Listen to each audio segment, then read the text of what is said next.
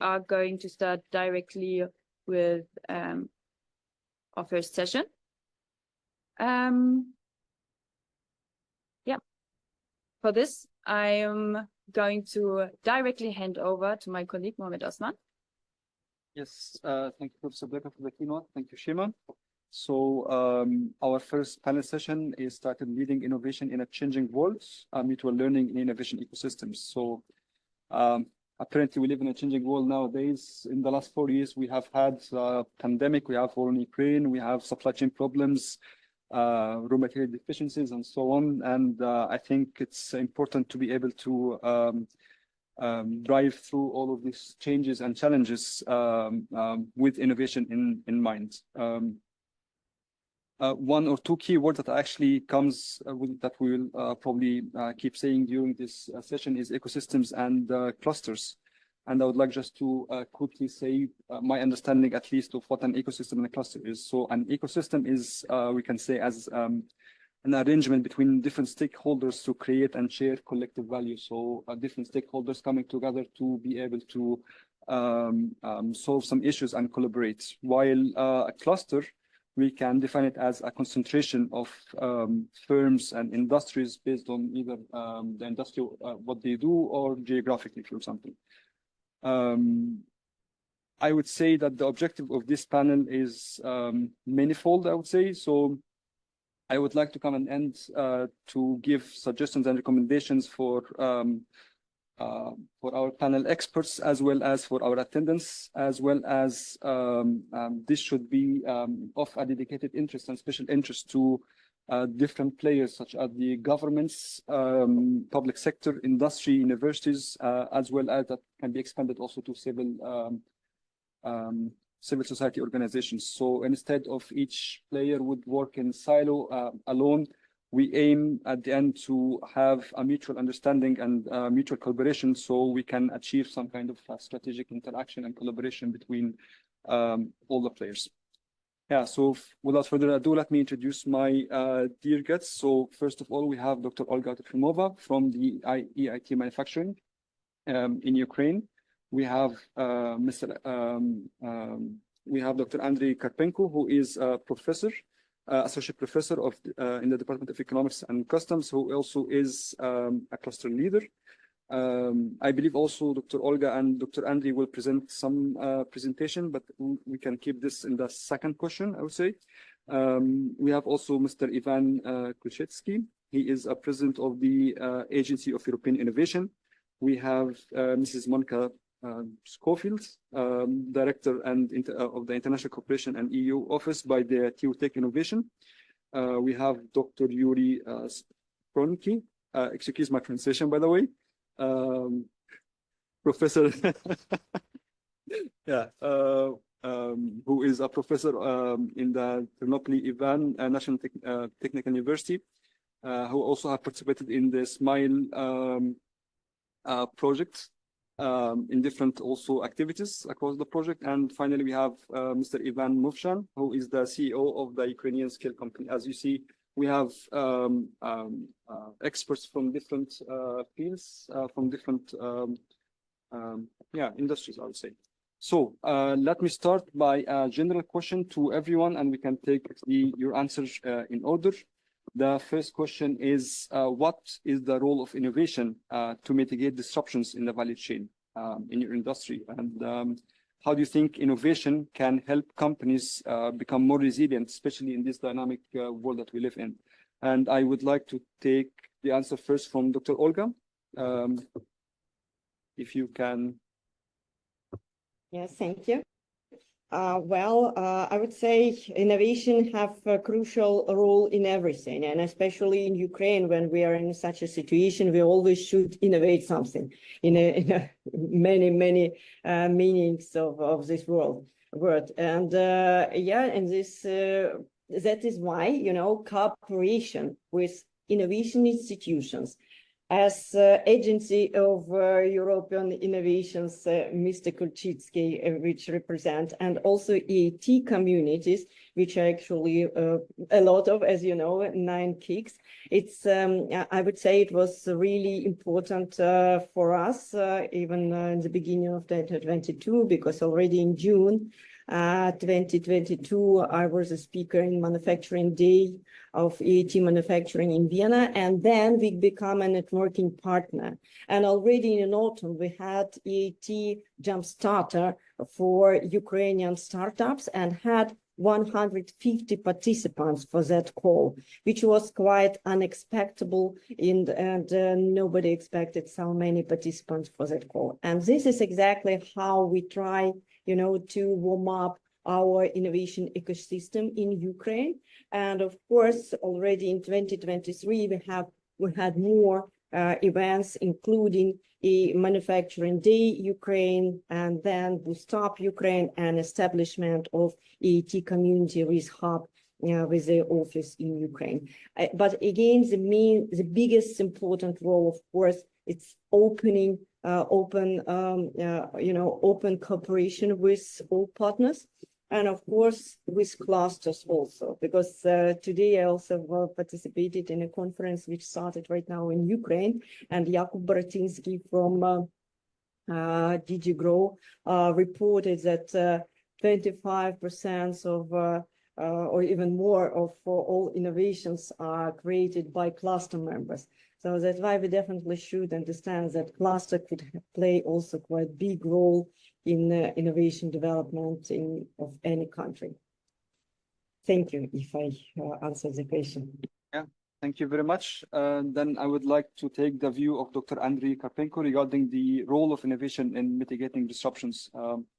And how do you think innovation can help companies become more resilient? Dr. Andriy? Thank you. Zaporizhzhia cluster EAM has an important element of the region's innovation ecosystem. Management of the Zaporizhzhia EAM cluster is carried out by the CEO and 5 members of the board. Zaporizhzhia region is a large agricultural and industrial center. About 67% of the territory of the region is temporarily occupied by the troops of the Russian Federation. Zaporizhzhia region represented by many industry sectors: machine building, metallurgy, chemical industry, light industry, food and beverages, electricity supply. Historical path of the Zaporizhzhia cluster EAM, the public union Zaporizhzhia cluster non-profit association. This brings together enterprise from Zaporizhzhia region of collaboration of innovation project founded in the 2020 on the initiative of Zaporizhzhia Chamber of Commerce and Industry, the National University Zaporizhzhia Polytechnic, and leading regional companies. Focus on fostering regional value chains, industrial, innovative, digital. Interrelated sectors of the Zaporizhzhia cluster EAM, industrial automation, robotics and IT, industrial and process engineering, green technologies, smart waste management, manufacturing, standardization and certification, branding and marketing. The logos of the cluster members are presented on the slide. Meet the companies of Zaporizhzhia region, key benefits of participation in the Zaporizhzhia cluster EAM, cluster exchanges of experience, projects of the Zaporizhzhia cluster EAM, Strategic partnership of the Zaporizhia Chamber of Commerce and Industry, National University Zaporizhia, Polytechnic and Zaporizhia Cluster EAM, creation of the European Digital Innovation Hubs. The project is submitted. Zaporizhia Cluster EAM participated in implementation of the project Erasmus Plus K2 Work4C, open for collaboration, Zaporizhia Cluster EAM. Thank you. Thank you very much. Thank you for the presentation. Yeah, so let's take the view of Mr. Ivan Kulchetsky. What do you think the role of innovation to mitigate disruptions in value chains, and how do you think innovation can help companies become more resilient? Thank you, narrator. We very often use this word innovation, but maybe everyone has own understanding of what is this concept, what we are meaning this, and typically business and scientists have different approach to the innovation, and there is challenge for all of us and all this project also. Business has a pragmatic approach to the innovation, very pragmatic. Business is business. We need to business. We need to get money to do money, and for business to be resilient, it needs to respond to different changes, not only ad hoc, as we have now. It's hard to big, very long plan, but also need to monitor trends to predict the situation at least 3-5 years of future. We discussed a lot about artificial intelligence, big data, whatever. It's changed situation, not only in manufacturing, but in real life. And for my opinion, business must be have a flexible and innovation business model to be resilient. Not only technological innovation, but the innovation business model. What is, I mean, this model includes the ability of business to manage different type of innovation, technological, administrative, staff training, etc. And as Olga mean, we need to be open to collaboration. It's a new approach. And there is collaboration not only in the cluster, but more broader, civil society, public citizen, and other stakeholder in our ecosystem of university, regional ecosystem, and national ecosystem, and maybe international ecosystem when we discuss about global concurrency. Thanks. Thank you very much. I would actually like to go back, but maybe in the end, on the role of the collaboration and its connection to innovation, but maybe in the closing statement, because it's an interesting point. Let me take then the view of Mrs. Monica Schofield. I hope I'm pronouncing your name right, by the way. That's fine. Good morning, everybody. Morning. Yeah. Congratulations on completing a project, which I've had very little to do with, but a little bit familiar with. Just to put TUTEC in context, we are the technology transfer company belonging to Hamburg University of Technology. So our daily business is really connecting the university with the outside world, with industry, and also with the political establishment in Hamburg and beyond. I do have an industrial background. I was head of innovation in a manufacturing company, but that was a very long time ago. For me, innovation is really about transformation, and transformation often requires new relationships. And I like the remark of the previous speaker pointing out innovation isn't just about the technology. It's very, very often for businesses in terms of their business models, and it's about rethinking and renewal. And in times of disruption that we have now, we're experiencing a world that is changing as we know it, and certainly, for the young colleagues in Ukraine, more so, you will be feeling this more than we perhaps. It is really plays a role in actually forcing us to be agile, to think differently, to find new ideas, new ways of doing things. And if we go back and we think about Amazon's transformation of selling books originally, we can see that the power of transformational thinking. So that for me is really what innovation is about. Right. Thank you very much. Now let's take the view of Dr. Yuri. What do you think the role of innovation is in mitigating disruptions, and how do you think innovation can help companies? Thank you, Mr. Speaker. Thank to all of previous speakers, because now I have freedom to build on their contribution. And actually, I have just to emphasize some moments of their speaks. And innovation, as was already mentioned, is considered to be the practical implementation of ideas. And me and Dr. Karpenko represent here academic community. So, well, ideas stems from education and research. And we have also built our activities on the triangle, or the knowledge triangle, which is becoming an innovation triangle, actually. And we also discussed more complex structure, more multidimensional structures as pyramids, which include also governing bodies.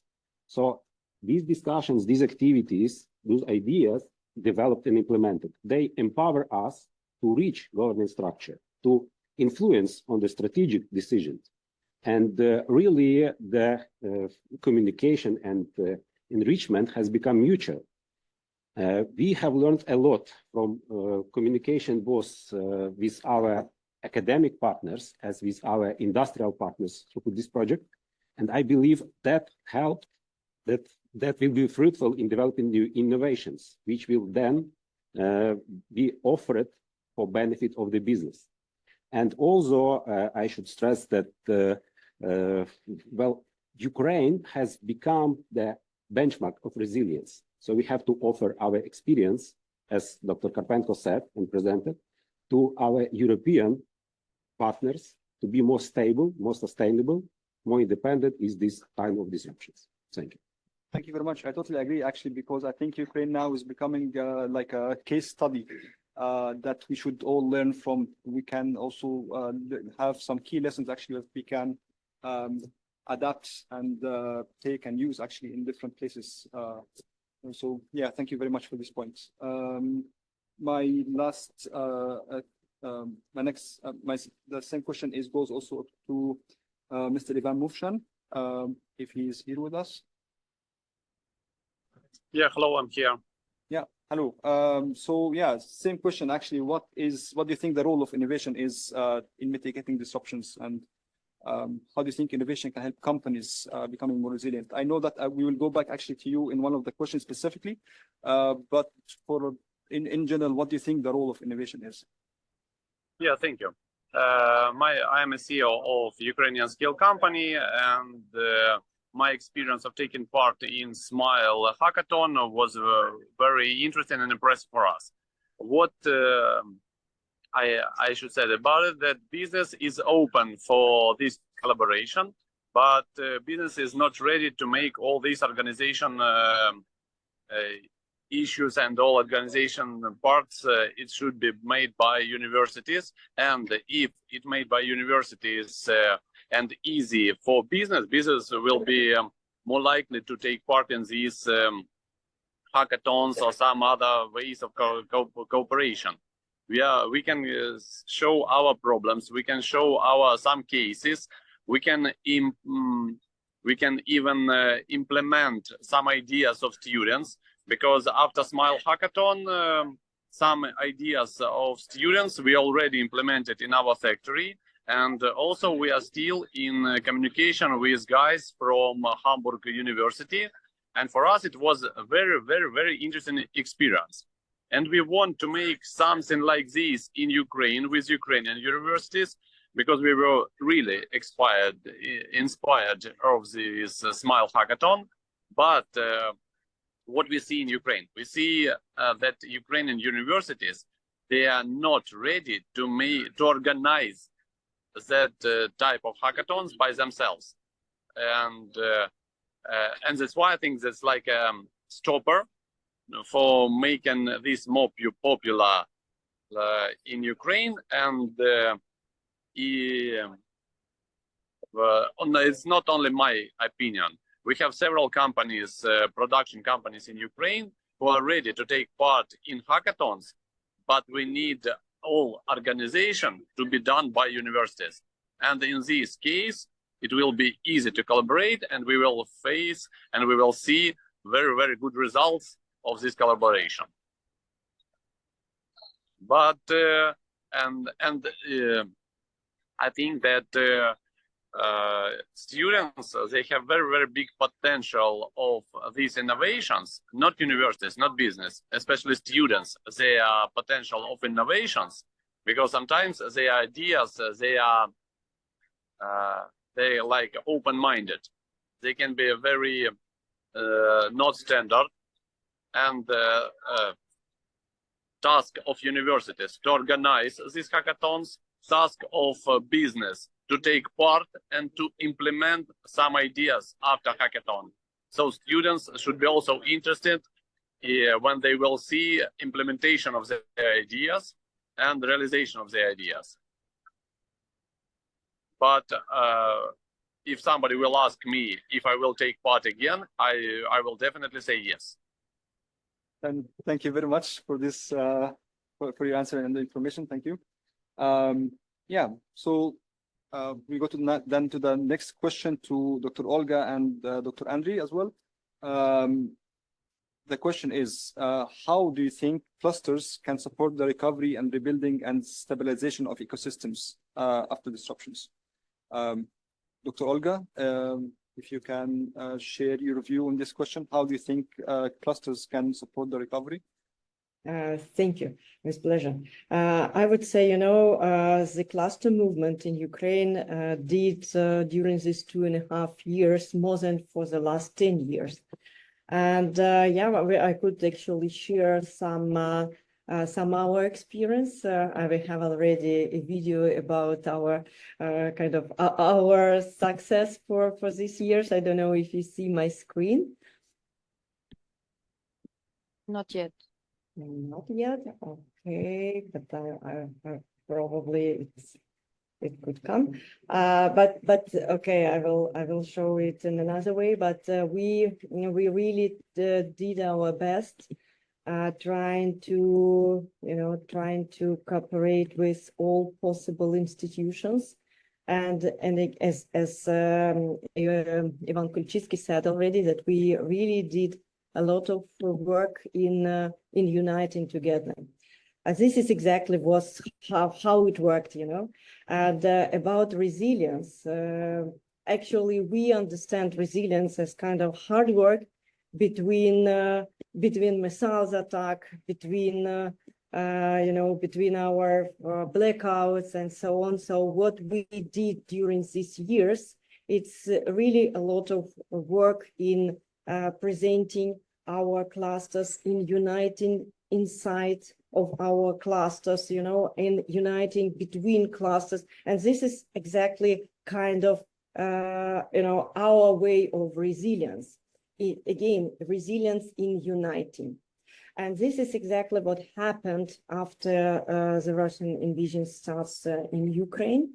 And this is how we start to be internationalized with other clusters, with other networks, and I would say not only cluster networks as European Automotive Cluster Network, for example, for our Ukrainian Automotive and Mobility Cluster, but again also for those organizations which are innovative organizations. So what we did actually, of course, we did a lot of for internationalization of our classes, and this is a video and some actual slides is exactly from March and April 2022. This is the keynote speech in May in Stuttgart, right? So this is how we support our companies. This is Economic Global Impact Forum in Istanbul, where our Ukrainian automotive companies presented their resilience, how they support each other. Our booth with Ukrainian companies in Wolfsburg, in IZB and SEA. So this is how we work together. And, you know, resilience in our case, yes, first of all, it's a hard work, but it's also kind of light of hope for our companies, because this is exactly what we are fighting for, what we are struggling for, and paying very high price every day. So, and again, open ecosystem, not closed only for clusters, or not closed only for one or two institutions. So I would not really, if we are talking about resilience, I would not really separate clusters, ET communities, universities, whatever. If we are talking about ecosystem, all of them should play a role in this ecosystem. And of course, we do it for our businesses. That's why, as you see in this video, so these participants of our cluster, this is businesses whom we are supporting, whom we are really trying to integrate into supply chain, into international projects. So we supported them and submitted also YDIH consortium or three EAT proposals. So this is really kind of support for both for innovation startups, right, and also for businesses. And I also would like to say a case for our cluster. This is the case of ET manufacturing. We are trying to support our cluster member who wants to automate manufacturing process in our harness production, because Ukraine before the war, 75% of harness were produced in Ukraine, of cables and harness for European automotive sector. And we have a case when innovative company decided, a startup, develop a solution how it could be automated. So this is also, when we integrate, because in our cluster, we have 4 strategic goals. And if one, the first and second strategic goals is really kind of internationalization and attract new players and new investors in Ukraine, and also localization. But the third, our goal is, of course, driving of innovation, direction, because we fully understand that right now all manufacturing is going really, really fast and developing really fast in innovation. That is why, again, in our example, in our case, close cooperation with EAT manufacturing, with EAT urban mobility, with EIC Scale Up Club. This is really supporting our companies and our ecosystem to grow. Of course, we are not mature enough. We fully understand it, but we are doing our best and really hard working to do it. And this is exactly, as you see, example of manufacturing day, when we had 100 participants from 8 countries, a very high level event in Uzhhorod in Ukraine, and Boost Up challenge, which we had in Lviv, and actually 10 finalists who presented and pitched their innovations for manufacturing companies in Ukraine. So this is the short story of our cluster, and yes, I would be happy to answer any other questions. Thank you. Yeah, thank you very much. Would Dr. Andrei Karpenko would like to add something to what Dr. Olga have already added, or do you think the answer is satisfying?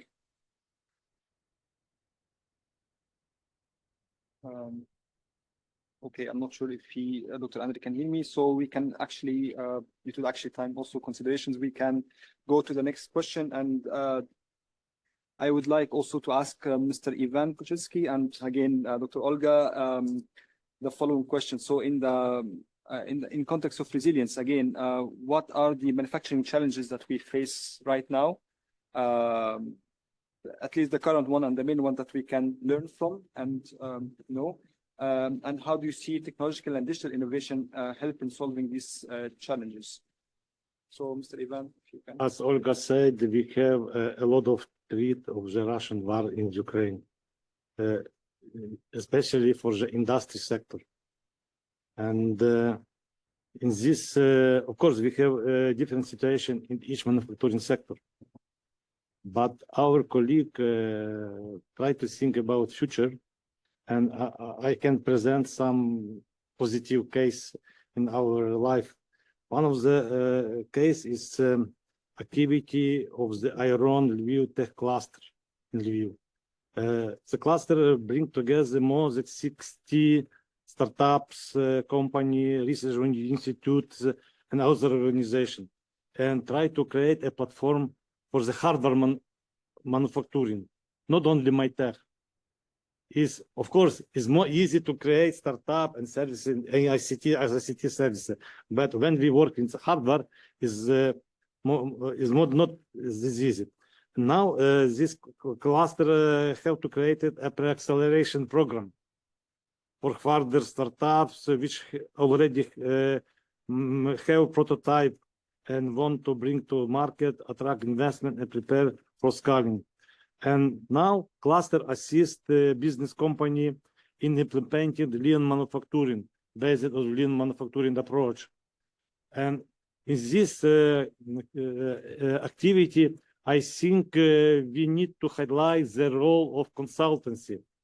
And I can give floor to the Olga. She present one of the best consultancy group in Lviv. Not in Lviv, sorry, in Ukraine, not in Ukraine, you work on the European level. And I hope we need to also take in the account how the consultancy and university can help on the manufacturing sector to bring innovation, to develop it for future. Regarding especially on the hard situation, what is we have consequence of the war. But we thinking about future, we believe in our victory, and I hope we will have a more better situation in the future. Olga, please, you can explain some how you doing, especially in the automotive sector, not only automotive, the other sector. Thank you. Thank you. I really have something to add. Yes. Because in April 2022, we have started a big consultancy project for 500 enterprises.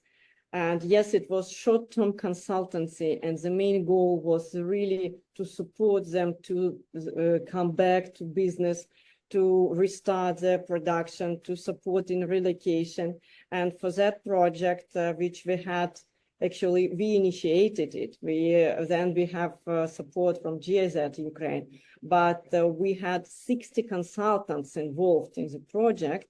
And yes, for that project, we had 2 global awards for supporting companies. And yes, we do it on a constantly basis. It's already, you know, every day, I don't know how many hours per day, but really hard work to supporting businesses because, I mean, you know the news. The situation is not going better, vice versa.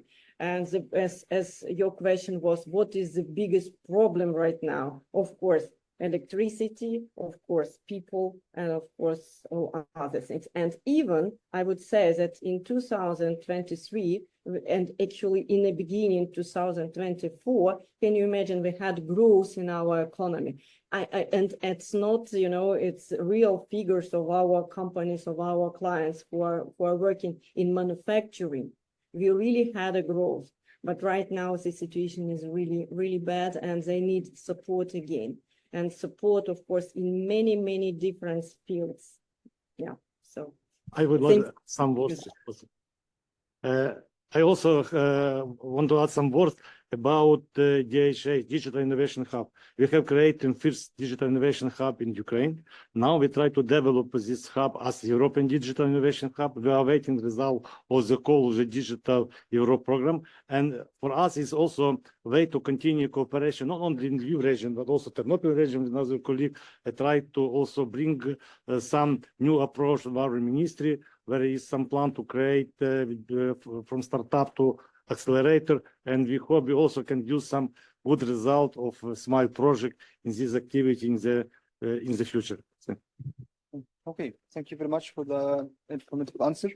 So let's go to our next question, and I would like to ask Mrs. Monica Schofield, how do you drive actually innovation in your ecosystem, and what is actually needed to accelerate this? I know that you have already different experiences. So maybe you can share this, your point of view with us.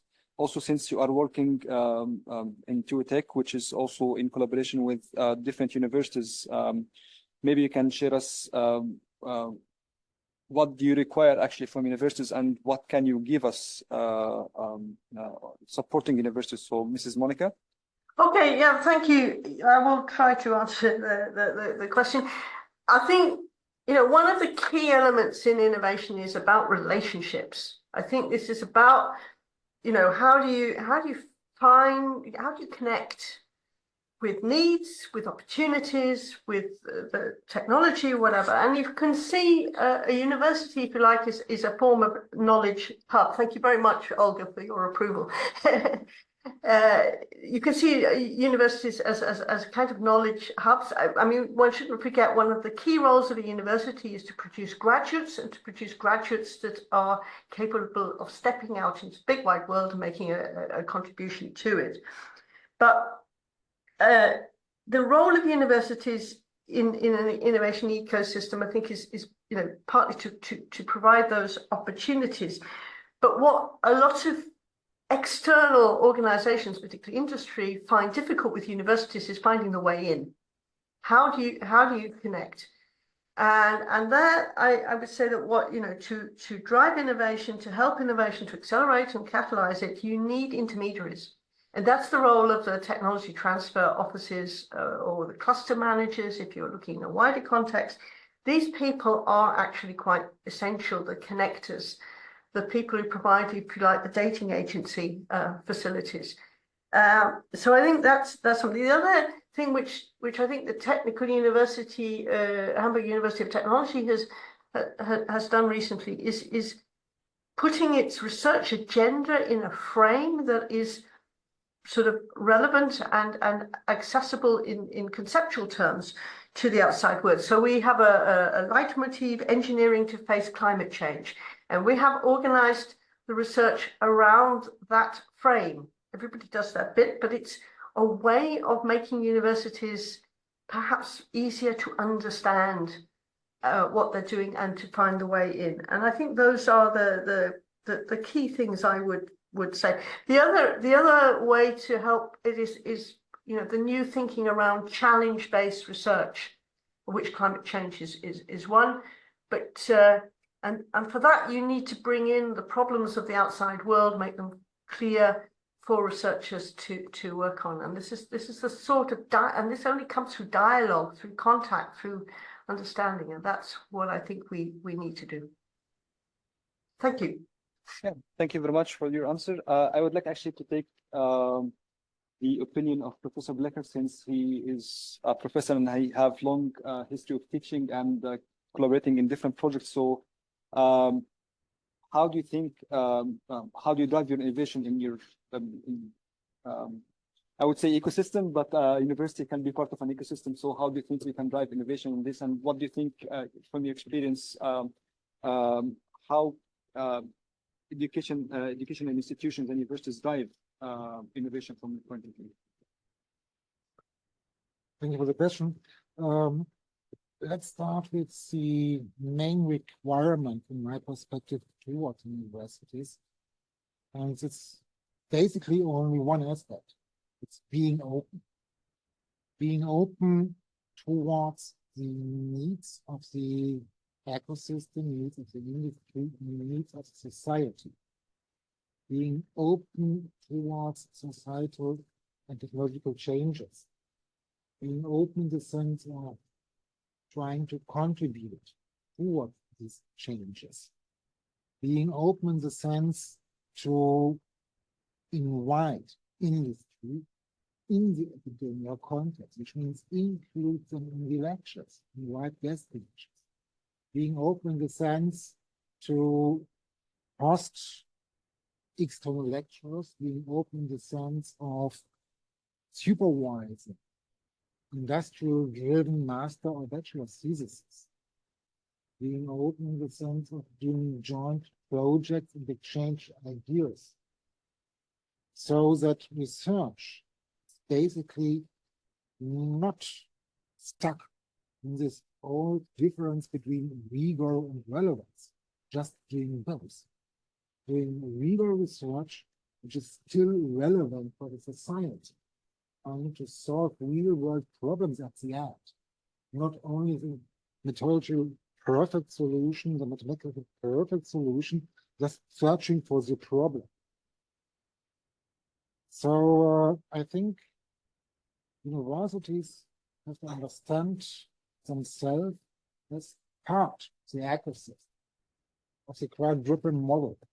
So that universities are key because we are educating the younger generation. We have to serve for the competencies, the skills, the problem understanding, their openness, the curiosity, which is for me one of the most important points, the curiosity of the young students, not the perfect knowledge, the curiosity, that they understand the problem, that they are searching for solutions, that they are trying to contribute towards a solution. And I think if you understand ourselves in this role, still serving for perfect and good education, I think then we found our place in the ecosystem. Thank you very much for your answer. Yeah, so I would like actually to go to the next question, and then because of time considerations, and then we can go back to the different questions in case someone also would like from our experts to say something. So my next question is going to be to Mr. Ivan Movshan. Since you are the CEO of the Ukrainian Skill Company, I would like actually to see and know your point of view on how can cluster ecosystem support your company right now, and what is actually missing in your company to accelerate the integration of digital manufacturing innovation. So, Mr. Ivan.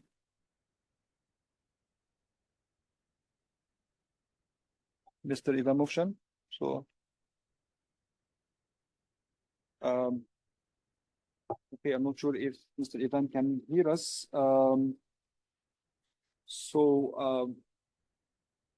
We actually have still, I think, 10 minutes. So I would like actually to, for now, at least up until Mr. Ivan answer us, I would like to summarize some key points that I have noticed up until now from the speakers. I see that there are a couple of keywords that have been said a couple of times actually. So we have collaboration, we have understanding and dialogues. This seems to be like actually a quite important keywords and concept that we have to follow in order to achieve innovation. So innovation itself is not something that we can come up with. It's something that we have all to collaborate and understand and have a dialogue between the different players of the ecosystems or of the different industries actually to be able to innovate and to be able to innovate in the right direction instead of working in silos, instead of not understanding the industry needs, or for example, teaching students skills which are not relevant nowadays. I think we all have to have this kind of dialogue and communication, and to have this open understanding of each other's needs to be able to collaborate and achieve better outcomes, I would say. So I would ask actually our dear guests, what do you have actually a different view of innovation from each other? Do we all agree what is innovation in this concept is? So maybe I would ask first Dr. Yuri. Dr. Yuri, I know that you have participated in across different activities in the SMILE project. Can you tell us, for example, what is the view of innovation that you have from the project, especially with working with students and so on? Again, I can just reiterate what Professor Blecker said. Innovation has the important and defining attribute of openness. Openness, which is the most important actually asset, which becomes now the driving force for developing something new.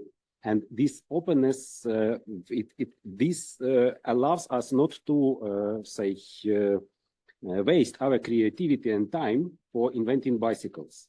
So that openness is the leverage, not corporate ownership of solutions here. And that important feature of innovation, it was brought to my view by the project. Actually, it is the SMILE project which empowers me to address this question during this session now. And I should also reiterate what Ivan Mochan said. And really, Ivan deserves our applause for his support and openness and inspiring our students during the hackathon. And he is the perfect example of a good partner from business. And really, his approach is the best characterizing smart manufacturing, which is open and future-oriented, and also open to the new solutions, even not really practical solution from our students, which can be risk-free. Okay, risk must be an important feature also of the innovation here, but university is the safe place where university students can try their ideas, well, without ruining something. And then they go to the business prepared.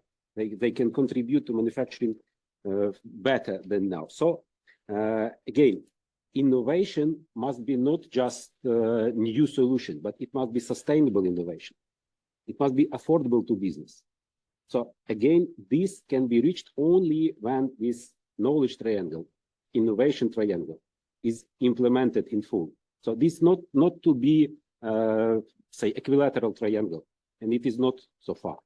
So we accept this, say, criticism from Ivan, not just as the challenge. Really, universities in Ukraine are not ready to support innovation as they should have to. But this is the open road for us. It is full of challenges, it is full of obstacles, which we are aware of, thanks to this project as well. And we see our partners now, we are ready to collaborate. So academic community is open to collaboration, is open for innovation, and this is one of the most important outcomes of this project, in my opinion. Thank you. Okay, thank you very much. So we have actually, I think, 7 or 8 minutes left. So I would take maybe a couple of thoughts from our esteemed guests. Since I said in the beginning that the objective actually is mutual learning, and since we have different expertise with us, I would like each expert to tell us some tips and recommendations for the let's say for the future or for the next steps in regard to innovation in ecosystem, in regard to innovation in general, in regard to collaboration between the different entities. So I think I would start with Mrs. Monica Schofield. Would you give us maybe some kind of tips and recommendations from your experience regarding this topic? Well, as I say, one of the things I've stressed is about building networks, learning from one another, connecting, and that's hugely important. The other thing to see is ecosystems, don't exist just for the purpose of being a talking shop. We need them to be absolutely transformative to action. And there is an issue here about how do we build confidence in Europe that the investment also flows for the actual implementation of the ideas that we're coming up with. And one of the, Europe has loads of ecosystems, it has loads of clusters, and yet the economic performance is really not as good as it could be. And just to give an example, I had a discussion with somebody from the chemical industry recently, and he's saying, nobody builds new chemical power plants in Europe at the moment. They're building them in China. And with new chemical plants provides new opportunities to transfer state-of-the-art knowledge from universities into the new plants. If we're not building new plants, we can't make use of the knowledge that we are generating. So that, in a nutshell, is that there's a bigger picture here, and it's a serious one. I think we have to connect, we have to build confidence, and we need investment. And we have to think about how do we get the investment to drive innovation in Europe. Thank you very, thank you very much. And this is actually an interesting point. It's always comes back to funds. How can we drive funds even if you want to have innovation? So it's it's an interesting. We need to innovate, but we need funds, and we need if you want funds, then we need to innovate also. It's interesting.